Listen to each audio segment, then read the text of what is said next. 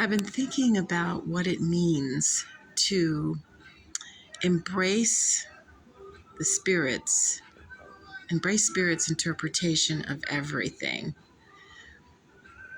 If you're new here, I'm Kwana, and I talk a lot about spirituality, my spiritual awakening, and the deep, deep teachings of A Course in Miracles. You may have heard about it. It happens to be my spiritual path, and it's very meaningful because it goes into every single subject pertaining to the human condition. And the purpose of A Course in Miracles is to shift our minds from a thought system based on fear and accepting our natural state of mind, which is that of love, a thought system of love. And to me, what's so important about that understanding is that we are made from spirit. We are extensions of God, of spirit. And what I understand from A Course in my practice of it and study of it for a number of years is that we have lost touch. We are completely out of touch with our true identity, which is of spirit, which is of love. And we have lended our minds to the ego. There's many different names for the ego, but it's really the wrong mind, a mind that is in opposition of God. And a whole world was generated, a whole cosmos was indeed generated because of that, and using the power of our minds for that. So everything in this world, everything we experience as humans is really a false idea, a false perception of who we really are. It's a completely false identity. And we are accustomed to the ego's interpretation of who we are, of why we're here, of what our purpose is, of what life is. And because of that ego interpretation, we suffer and we struggle and we strive, and we're constantly going after things, whether it's relationships or career or money or forms of things, with the hope that it will fill the empty hole inside of us and that it'll make us happy, when indeed we find out that it does not.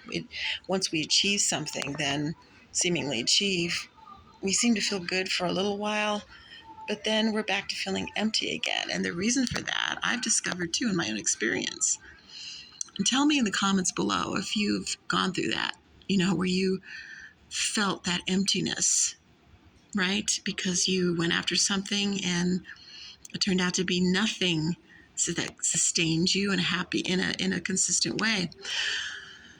Well, the reason for that is that everything we chase after for in this world, no matter what it is not of God. Now, the love in our hearts is. So, for example, the love we have with children between, say, a parent and a child, that is what matters. But the forms of the relationships, the roles, are not from God. So the ego interprets everything in a negative way, in a painful, hurtful way. Have you noticed that? And so we try to escape that, those constant negative ego emotions, which aren't our emotions. So part of the awakening that I've experienced is, and part of the teachings of the Course, the mind training of the Course, is all about making it a habit through guidance, through prayer, through meditation, to accept the Holy Spirit. The Course calls the higher self the Holy Spirit, but it's just another term for higher self, voice for God. But we're taught in the Course to begin, and we're trained through the lessons and the textbook to make it a habit to accept the Spirit's interpretation of everything. In other words, a loving interpretation of everything.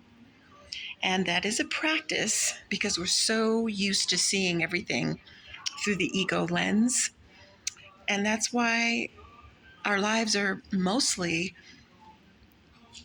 as David Hoffmeister says, one of my spiritual teachers says, uh, basically work hard, grow old, get sick, and die. um, so that's to me, that's not life. That's not living at all. There's got to be another option. And A Course in Miracles offers that. And what it provides is a different interpretation. Now, we can choose to keep interpreting things through the ego's lens, but I have discovered that as I practice, as everything in my life shows up, all the forms show up, and I can, through guidance and through prayer, be given the Spirit's interpretation of what's going on, seeing it as a healing, seeing it as a way to show me what I've believed, right? What I'm believing in, so I can face these negative beliefs and let them go. That is how Spirit works. But it's up to us to choose that interpretation. And in fact, through divine providence, which I talk about in other videos, when you focus your mind on Spirit's interpretation of everything, it guides you to a place of being your natural self, which is loving, which is endless love that God imbues through your mind. So that, my friends, is just a tip of the iceberg on the subject of embracing the Holy Spirit's interpretation, or I'm sorry, the Spirit's interpretation, or Holy Spirit, or Source, or God, whatever you want to call it, love's interpretation of everything. It does take practice and a willingness to see things that way, and that's what leads to miracles, a miracle mind.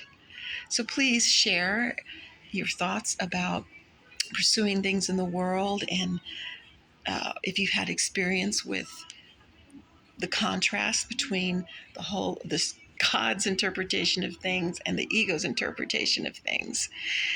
Feel free to subscribe to the channel if you haven't, if you're new here, and of course clicking like is so helpful.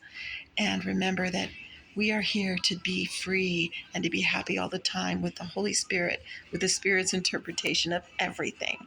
Many blessings.